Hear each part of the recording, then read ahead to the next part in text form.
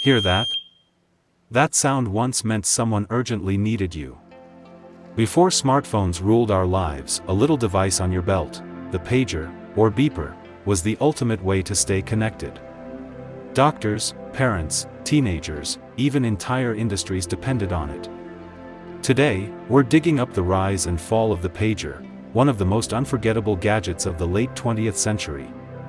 Welcome to Retro Treasure Unearthed, the channel where we rediscover the gadgets, devices, and cultural icons that shaped our past. For our very first episode, we're starting with a true classic, the pager. From its humble beginnings in hospitals to becoming a 90s status symbol clipped to jeans at the mall, the pager had an incredible run. So, how did it start, why did it become so big, and what led to its quiet decline? The story begins earlier than most people realize. In 1921, Detroit police tested one-way radio communication, an ancestor of the pager.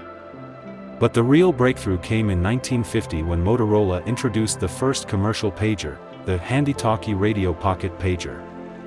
At first, only doctors used them, it was expensive, and being on call was serious business. By the 1980s and 90s, however, technology improved and prices dropped, bringing pagers into the mainstream.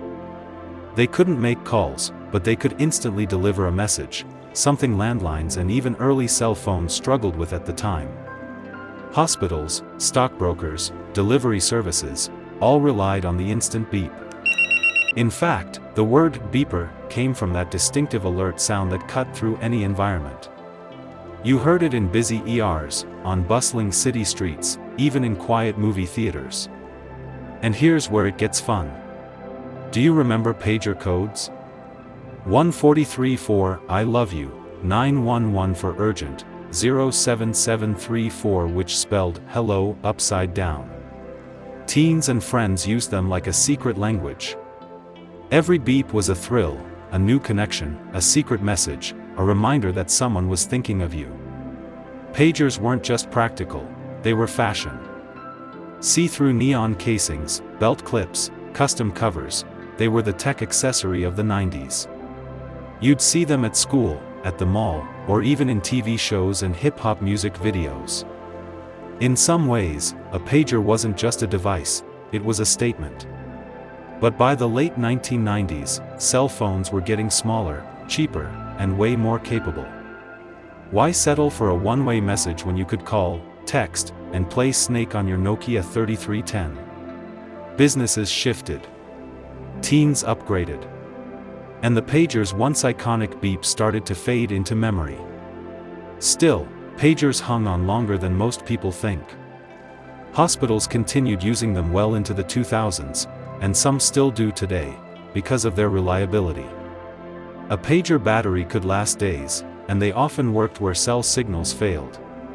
But outside of those niches, the pager became a relic. Looking back, the pager feels almost magical in its simplicity. A single beep could change your whole day. It was both a tool and a cultural symbol, proof that sometimes the simplest technology can leave the deepest impact. Whether your first beep came from a worried parent, a friend sending codes, or a boss paging you in the middle of dinner, we all shared in that era. Thank you for joining me on this first journey with Retro Treasure Unearthed. If you enjoyed this nostalgic trip, please like, subscribe, and share your own pager stories in the comments. Until next time, keep unearthing the treasures of our past.